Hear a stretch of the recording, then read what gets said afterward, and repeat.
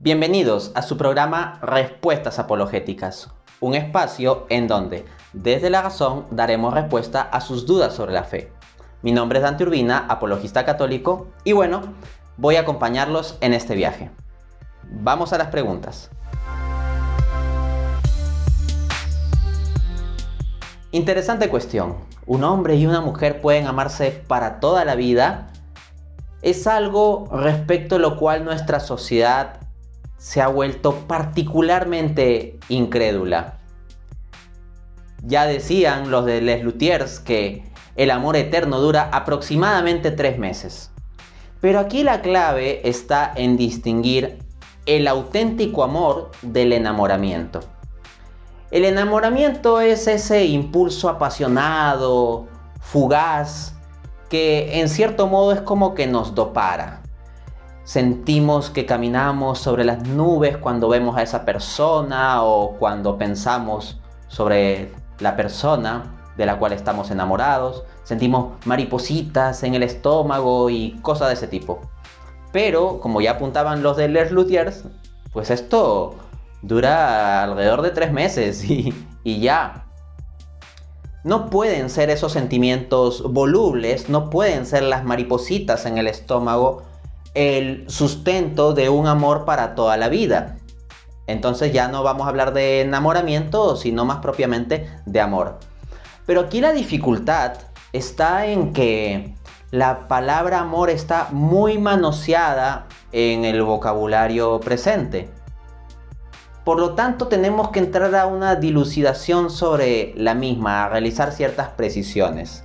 A este respecto, el Papa Benedicto XVI, en su gran encíclica Deus Caritas Est, Dios es amor, explica que existen básicamente 3 términos griegos para hacer referencia al amor: eros, filia y ágape.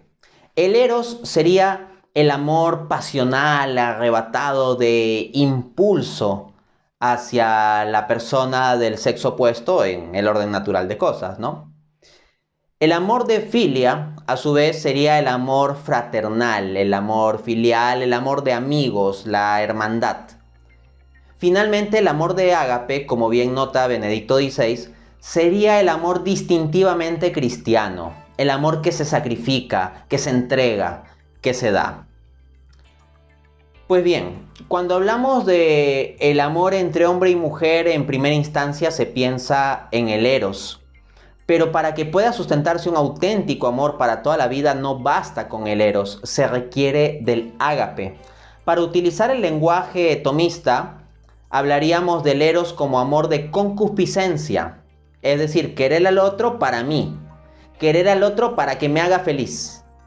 Esa lógica jamás va a permitir un matrimonio duradero. Lo que permite un matrimonio duradero es el otro amor, el ágape, que en la terminología tomista sería el amor de benevolencia, que sería querer al otro para el bien del otro.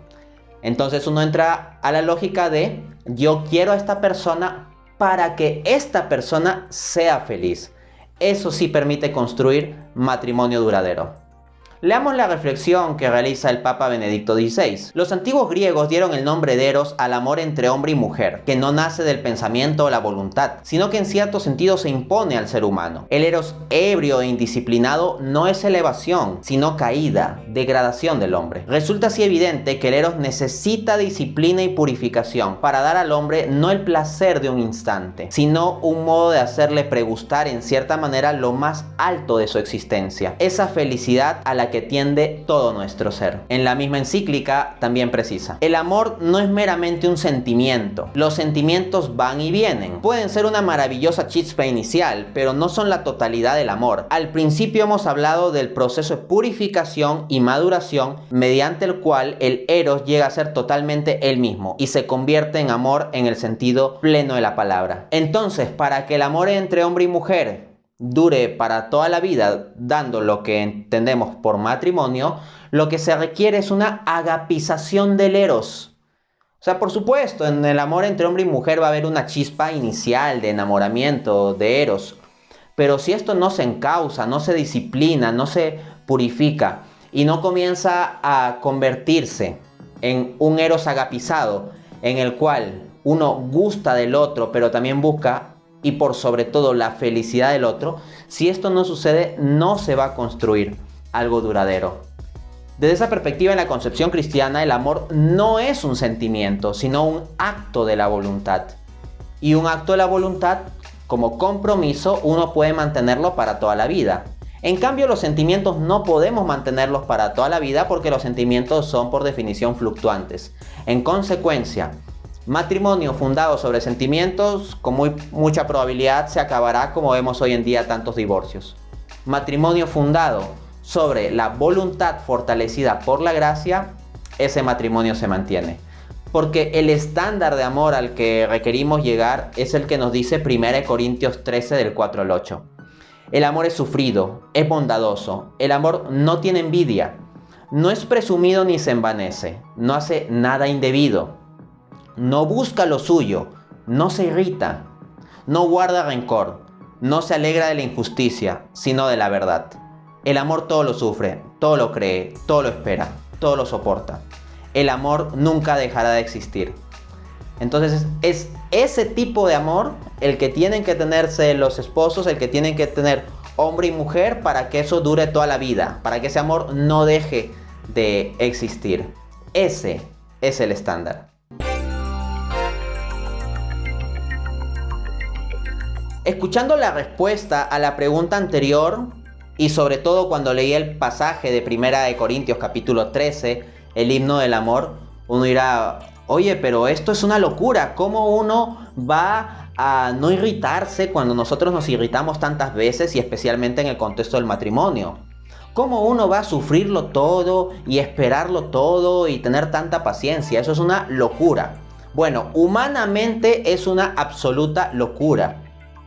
Por eso se requiere de una ayuda sobrehumana, de una ayuda sobrenatural, que es la gracia. La gracia es el don sobrenatural que Dios nos da para reparar nuestra naturaleza y elevarla. O sea, ya con nuestra naturaleza herida por el pecado, el mantener un matrimonio con el estándar de amor que nos pide el apóstol Pablo es dificilísimo. Se necesita de la ayuda de la gracia. Muchas personas, cuando se van a casar y el sacerdote les dice qué texto bíblico desean que se lea cuando le dan la opción de escoger algún texto bíblico, pues suelen elegir en bloque 1 Corintios capítulo 13, el himno del amor. Pero ¿realmente son conscientes de todo lo que implica ese amor? Esperarlo todo, sufrirlo todo, no irritarse y ese tipo de cosas. La gran mayoría de personas, pues esto les suena muy poético, muy bonito, pero cuando hay que vivirlo en la práctica no están dispuestos a hacerlo. Entonces requerimos de la gracia. Necesitamos de un amor que esté más allá de nosotros. Tenemos que amar con el amor de Dios. Se trata de que el esposo ame a la esposa no con su amor, sino con el amor que Dios ha puesto en su corazón. El esposo debe amar a la esposa con el amor de Dios hacia ella. Y la esposa debe amar al esposo con el amor de Dios hacia él. Así es como funciona. Conforme a Romanos 5:5. El amor de Dios ha sido derramado en nuestros corazones por el Espíritu Santo que nos fue dado. O sea, no es algo que nos surge naturalmente, es algo que nos viene derramado, es algo que nos viene por gracia. Entonces, ¿por qué tiene sentido casarse por la iglesia? Porque el casarse por la iglesia, en tanto implica un sacramento, pues es un medio de gracia y Dios da gracia especial entonces para vivir el estándar de amor del que se habló en la respuesta a la pregunta 1. Dejemos que el propio Catecismo de la Iglesia Católica, en los numerales 1614 a 1616, nos responda a la pregunta. En su predicación, Cristo enseñó sin ambigüedad el sentido original de la unión del hombre y la mujer, tal como el Creador la quiso al comienzo. Lo que Dios ha unido, que no lo separe el hombre. Mateo 19:6. Esta insistencia inequívoca en la indisolubilidad del vínculo matrimonial pudo causar perplejidad y aparecer como una exigencia irrealizable. Mateo 19:10. Véase. Sin embargo, Jesús no impuso a los esposos una carga imposible de llevar o demasiado pesada. Viniendo para restablecer el orden inicial de la creación, perturbado por el pecado, da la fuerza y la gracia para vivir el matrimonio en la dimensión nueva del reino de Dios. Siguiendo a Cristo, renunciando a sí mismos, tomando sobre sí mismos sus cruces, véase Marcos 8:34, los esposos podrán comprender el sentido original del matrimonio y vivirlo con la ayuda de Cristo. Esta gracia del matrimonio cristiano es un fruto de la cruz de Cristo. Es lo que el apóstol Pablo da a entender diciendo: maridos, amad a vuestras esposas como Cristo amó a la iglesia y se entregó por ella para santificarla. Efesios 5 del 25 al 26. Todo muy claro, muy bíblico, muy contundente. Así es el catecismo.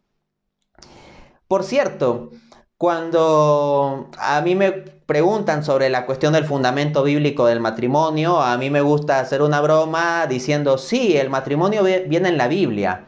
Viene en Marcos 8:34, aquella parte donde Jesús dice: el que quiera seguirme, que renuncie a sí mismo, que cargue su cruz y me siga. Entonces eso de cargar la cruz, eso es el matrimonio. Y yo lo decía como de broma y me encuentro con que el catecismo refiere ese texto. Y es que eso, el matrimonio implica cargar una cruz, el matrimonio implica dificultades. Pero desde la perspectiva cristiana, desde la gracia, esa cruz se lleva con amor y nos santifica. Las propias dificultades del matrimonio son medios de santificación. Pero esto solo se va a aprovechar si tenemos la ayuda de la gracia. Y por eso se requiere el sacramento.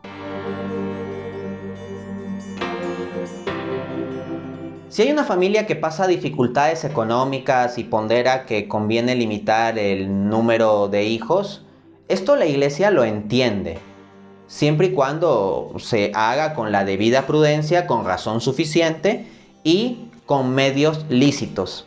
Efectivamente, el Papa Pablo VI en la Humanae Vitae, numeral 16, si para espaciar los nacimientos existen serios motivos derivados de las condiciones físicas o psicológicas de los cónyuges o de circunstancias exteriores, la Iglesia enseña que entonces es lícito tener en cuenta los ritmos naturales inmanentes a las funciones generadoras para usar del matrimonio, solo en los periodos infecundos, y así regular la natalidad sin ofender los principios morales. Se dice que la naturaleza es muy sabia. Eso es una forma eufemística de decirlo. Es que Dios es sabio porque Dios es el autor de la naturaleza.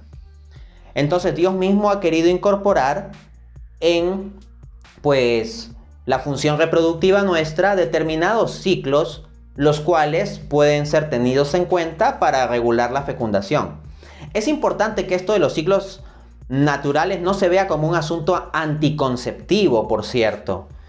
La regulación de la fecundación también puede entenderse en sentido positivo, porque uno puede estudiar los ciclos naturales para maximizar la probabilidad de tener hijos también. Parejas que, por ejemplo, tengan dificultad para tener hijos, pueden ir llevando estos ciclos naturales para ver en qué periodos esto puede darse con más probabilidad de éxito. Entonces eso, no, más que nada hay que verlo como atención a los ciclos que Dios ha dispuesto para nuestros cuerpos, no necesariamente con una mentalidad anticonceptiva. Desde esa perspectiva uno siempre debe estar abierto a la vida. Pero uno dirá: oye, ¿y las dificultades económicas? Dios provee. Cuando hay familias que sinceramente confían en Dios, Dios no va a dejar que pasen por dificultades más allá de lo que sería sostenible. Ciertamente toda familia de algún otro modo va a pasar ciertas dificultades, pero Dios va a organizar lo necesario para que las familias que se comprometen en creer en Él tengan aunque sea lo básico. Esto ya lo prometió Jesús en Mateo 6 del 26, 28, 31 al 33. Miren las aves del cielo, que no siembran ni ciegan ni recogen en graneros, y vuestro Padre Celestial las alimenta. ¿No valen ustedes mucho más que ellas? Ven cómo crecen las flores del campo, no trabajan ni hilan. Pero les digo que ni siquiera Salomón con toda su gloria se vistió como una de ellas. No se afanen pues diciendo: ¿qué comeremos? ¿O qué beberemos? ¿O con qué nos vestiremos? Porque los paganos se afanan por todas esas cosas, pero vuestro Padre Celestial sabe que tienen necesidad de todas ellas. Busquen primero el reino de Dios y su justicia, y lo demás les será dado por añadidura. Y bien, eso ha sido todo por hoy. Nos vemos en un siguiente programa.